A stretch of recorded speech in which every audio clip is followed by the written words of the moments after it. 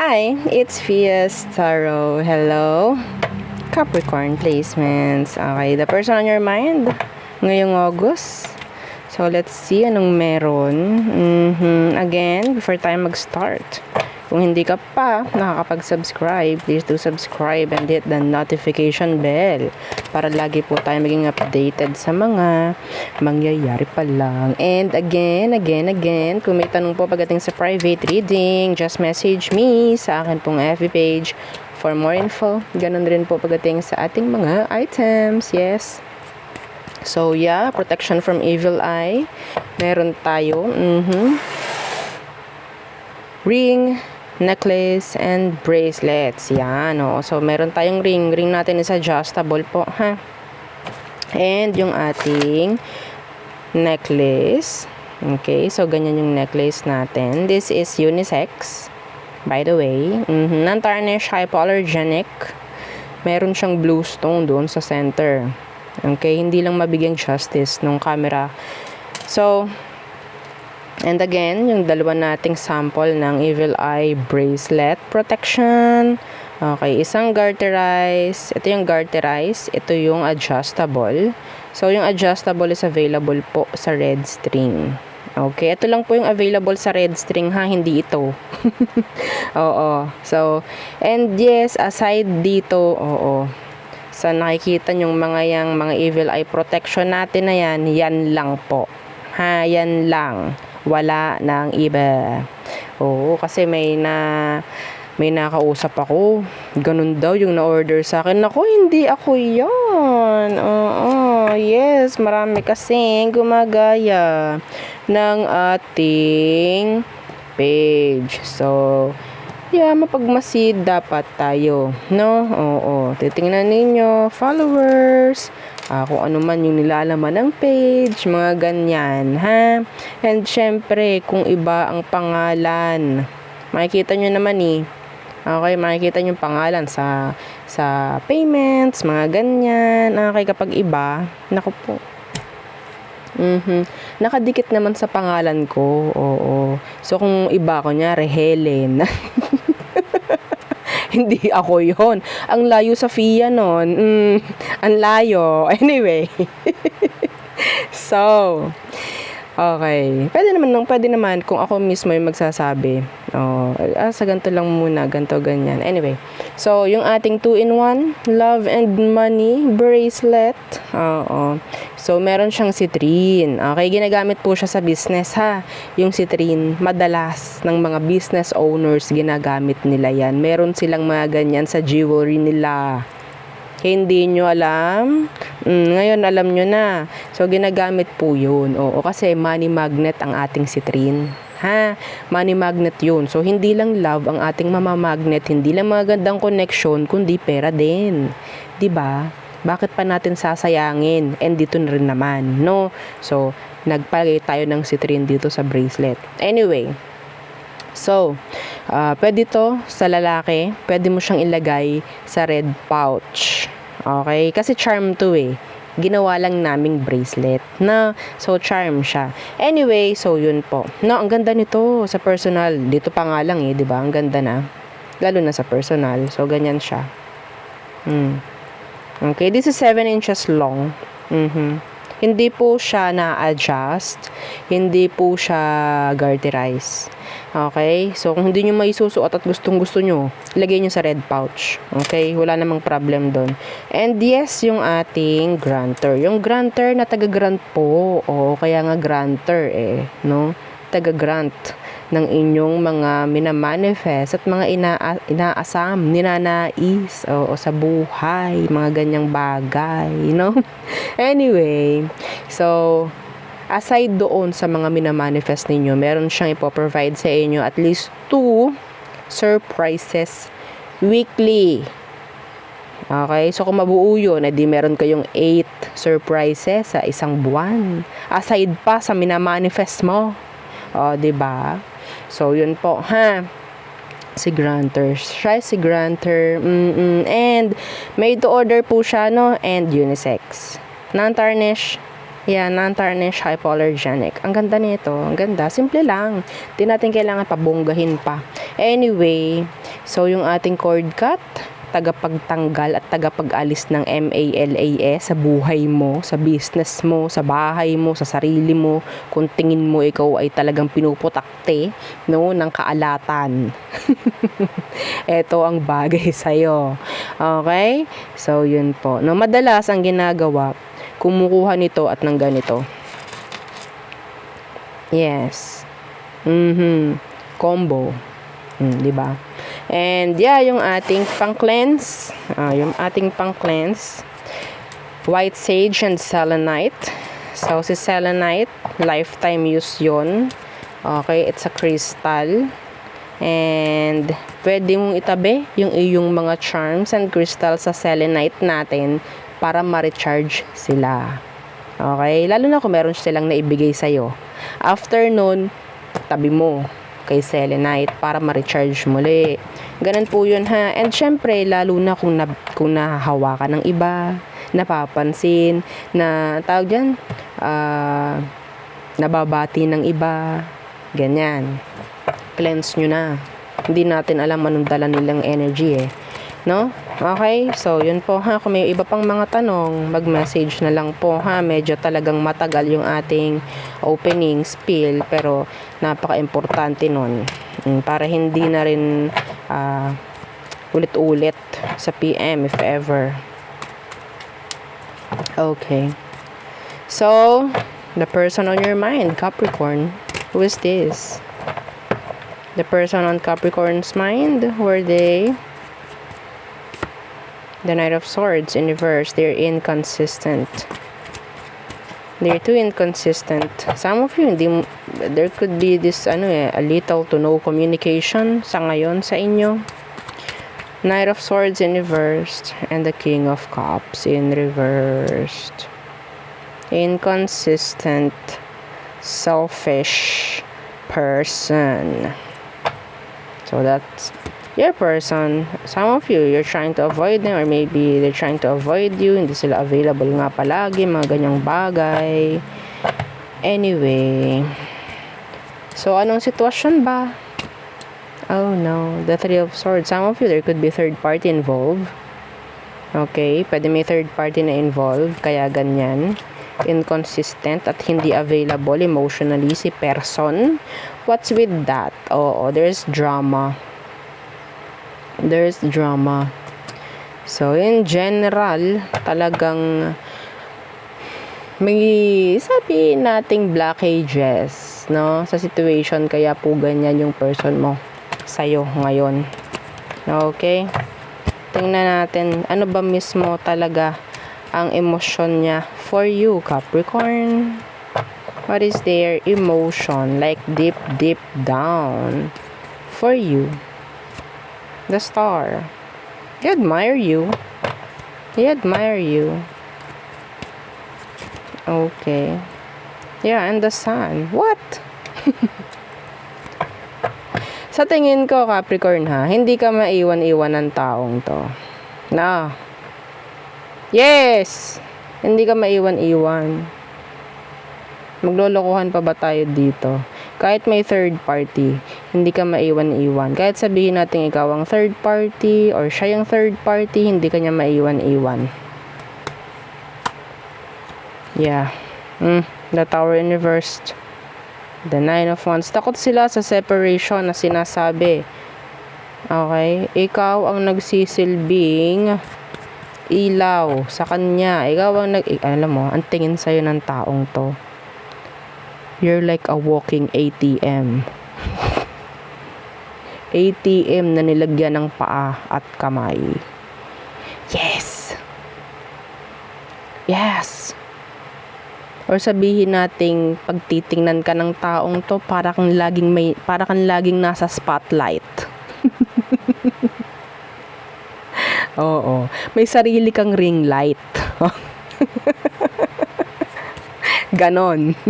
Oo. Pero yan nga, hindi nga siya maging consistent sa'yo. Hindi ko alam bakit. May chance nga ang dahilan is third party or drama. Or kung ano mang problem or issue meron sa inyo. Tingnan natin, ano ba ang next action? Anong next action? The Fool. Taking risk. Anong meron sa Fool? The Six of Cups in reversed. The Emperor in reversed. They're afraid. They're afraid. Ang tingin ng taong to sa'yo is ikaw, napaka-strong mo, shining, shimmering. O, diba? Ganon yung tingin na to sa'yo. Ang nakikita niya, parang ikaw lagi ang sagot sa lahat ng kung ano mang gulo, conflict, lahat ng kanya, kung ano mang kailangan kasagutan, ikaw ang sagot. Para kang answer key. Oh my gosh. Para kang answer key sa taong to. Kailangan ka niya. O pag wala ka, parang brown out ang bahay. Parang ganun. Capricorn, ano bang meron dito? Ay, meron ako nakita angel number sa'yo, 1111. Some of you, they see you somebody who's so stable. Are you stable, Capricorn? Are you? Or talagang napaka-magnetic lang ng iyong energy? Ayaw nating nagagamit tayo, Capricorn. May tendency nagagamit ka. Takot ito na mag-take risk. This is taking risk. Next action niya. Pero they're afraid. Some of you, kung ano sa tingin niya yung parang kailangan gawin sa situation, i-go niya even though mag-cause ito ng kung ano mang trauma or whatsoever. Wala siyang pakialam. Kung ano man doon. Okay, anong advice or outcome ninyo ngayong August? The Six of Swords.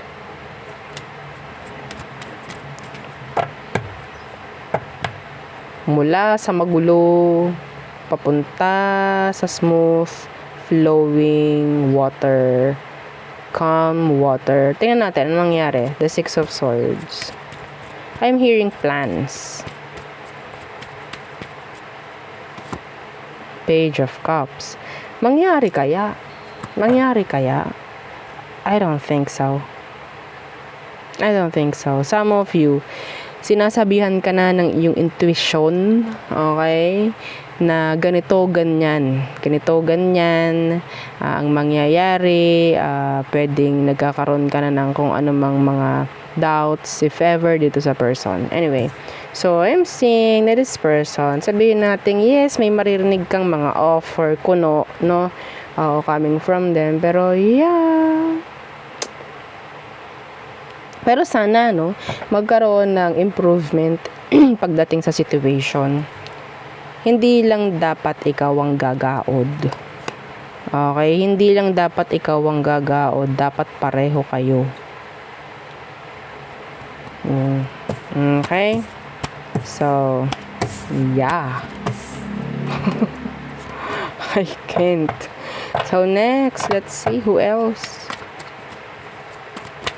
Okay, the Devil, the Queen of Pentacles. Some of you could be dealing with another earth signs.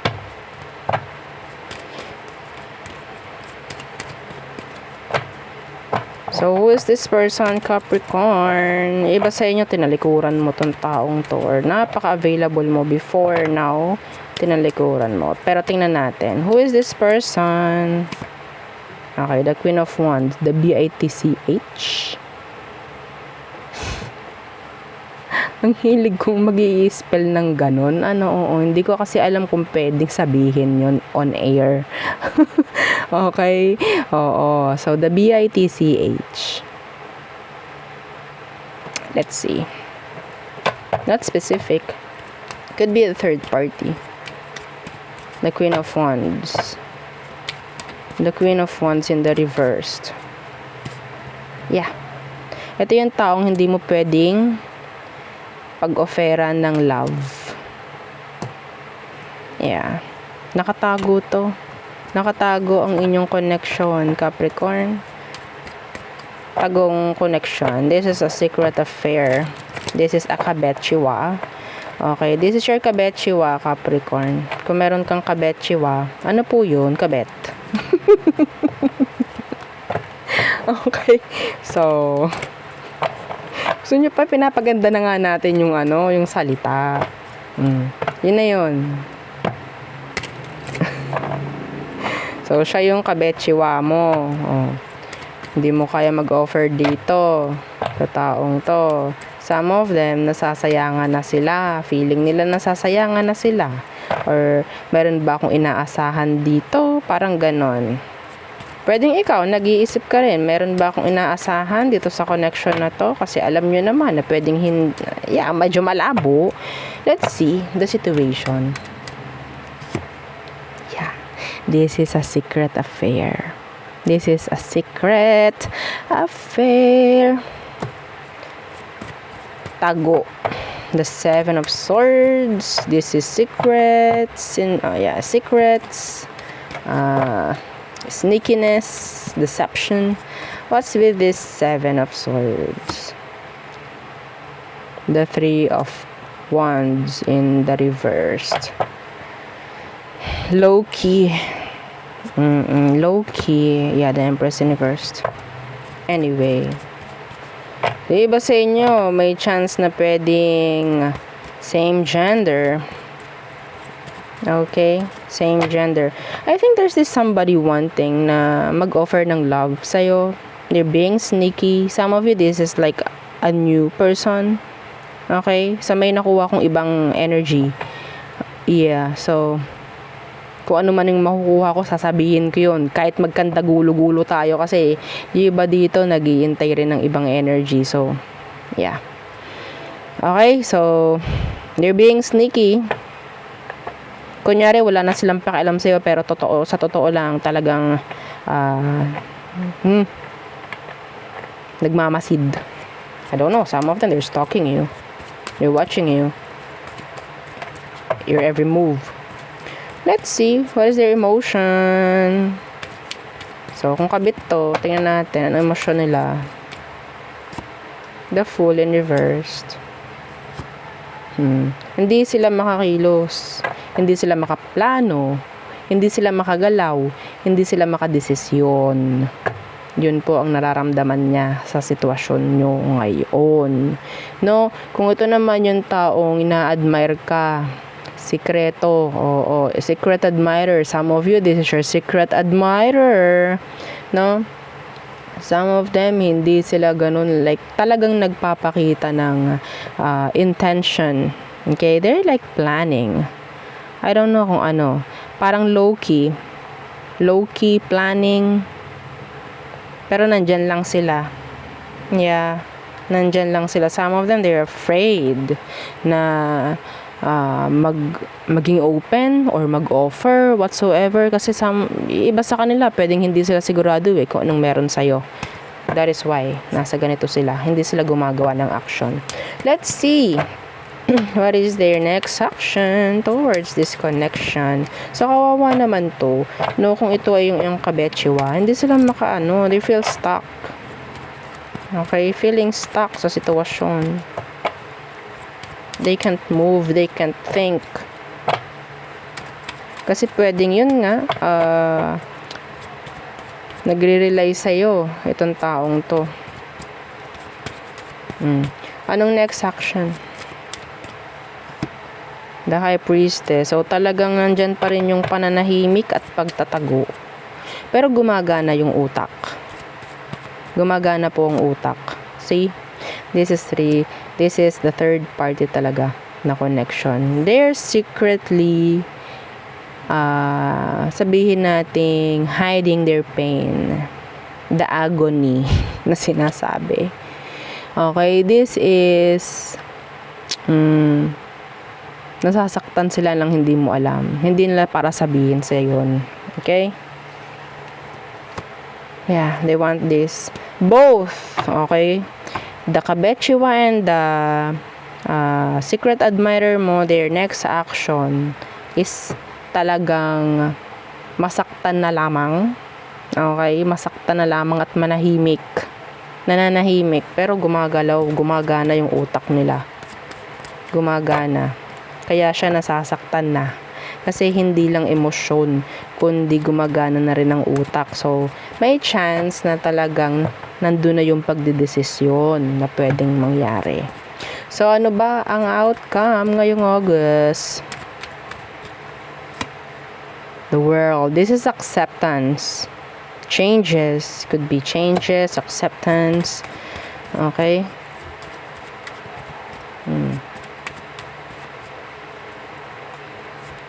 And the Hanged Man. Some of you talagang ina-accept na lang nila yung fate nila sa'yo.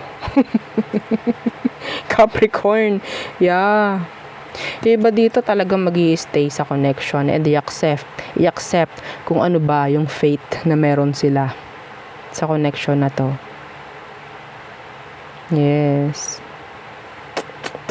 Anyway, so it's up to them kasi pero outcome, sabihin nating maraming matututunan may maraming matututunang lesson dito sa connection na to kung inyo talagang lalaliman ng inyong pag-unawa. Okay, the world, the Hanged Man. Yeah. And ito yung magsisilbing sabihin nating paraan or way para magkaroon ng progress sa'yo, sa sarili mo, sa kanya, pwedeng ganon. Okay? So, yeah. So, tayo muna sa all signs, Aries through Pisces, for our Capricorn placements. Again, don't forget to like, share, and subscribe, and follow our FB page. And yung atin pong second YouTube channel, ha? Una, nasa description box below yung love letter. Pwede kayo mag-send ng inyong mga love messages and gagawin nating anonymous yun. Oo, kung gusto nyong gawing anonymous, pwede naman. Pero kung gusto nyo talagang nakalathalang inyong mga pangalan, pwede rin naman. Sabihan nyo lang ako, no? I-air natin yun doon sa pangalawa nating YouTube channel. Anyway, so Aries through Pisces. Aries. Feeling nila tinatalikuran mo na sila. Taurus. They're thinking of you. They're sad. Gemini, no efforts. Parang nawawala yung sabihin natin kagustuhan ng Gemini na to kung ano man.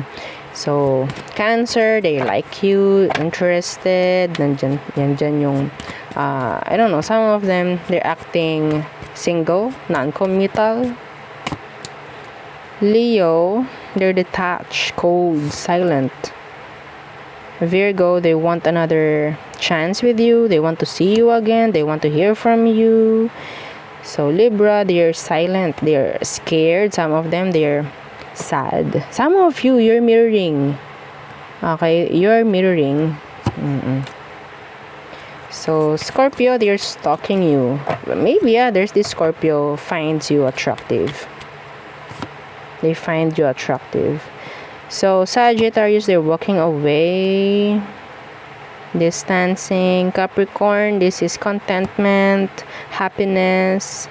Aquarius, okay. So, this is like an energy of parang lesson learned, parang ganyan. And I think, pagdating dito kay Aqua, maganda ang energy dito. This is Wheel of Fortune Kasi parang merong instances na parang hindi niya pinipilit. Okay, it's like going with the flow with the universe, parang ganyan. Anyway, Pisces, they're waiting for you, expecting from you. So there, yun ang aking reading for you, Capricorn placements. Again and again, don't forget to like, share, and subscribe. So yun po, no? Thank you. Goodbye.